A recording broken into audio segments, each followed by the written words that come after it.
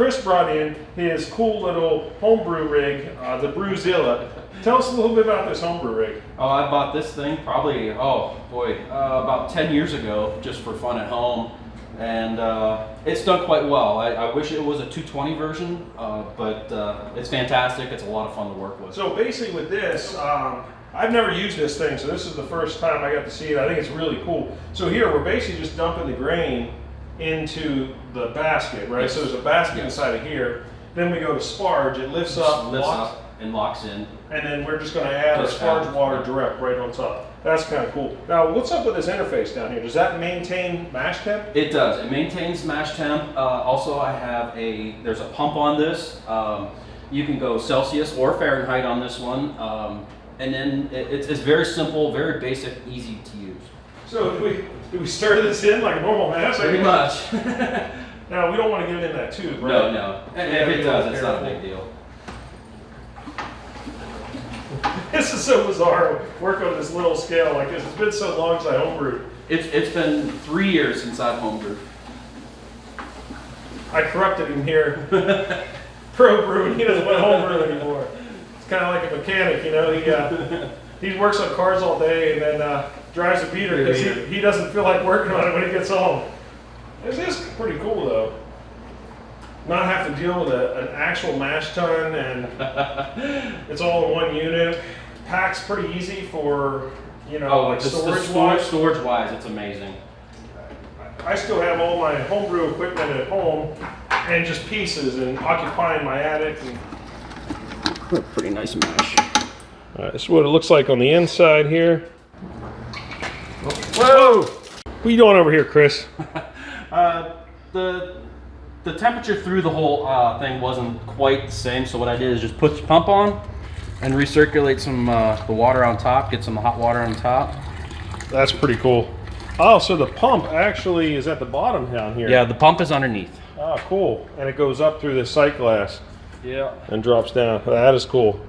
All right, so here's something that we noticed. Now, if we look down here, this is at 147 degrees. Now we're using our thermometer here to double check this temperature. And here I'm about in the heart of the mash, and I'm reading about 143. Now if I touch it on the bottom, 144, 145, 146, yeah.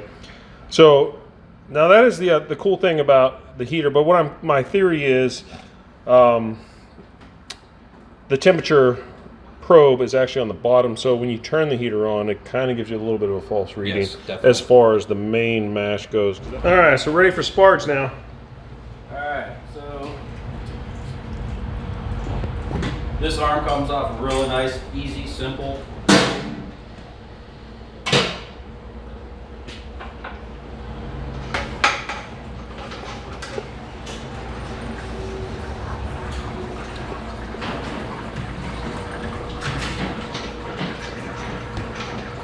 And we are sparging.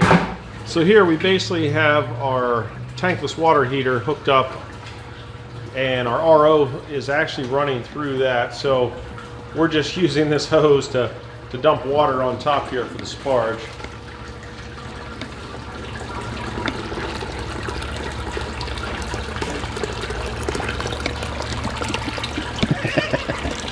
All right, you want to turn that water off? Let's take a peek in here. Pretty much just draining into here, and then I guess we're just watching the sight glass till we get to the volume we need. The volume we need. So actually, it's a pretty nifty little setup we got here, or I should say that Chris has right here. We decided to pump this into our DigiBoil for today, just to make it go faster. You said this took a while on the Brewzilla, right, Chris? It does. It's only a 1500 watts compared to 3500 watts. But at home, you would just kind of boil right in this? Oh yeah, it would take at least an hour to get to temps for boiling. Okay. So this is going to shave off some time just for today, since we have our DigiBoil here. This is real nice. I mean, this is a 220 DigiBoil. We're probably going to be at boil in about 10-15 minutes. This is really cool though that it has this pump feature here. So it's a built-in pump, and we're able to transfer it directly right here. And here we just pull this out, And it's real easy. Basically, you just dump it right into a bag.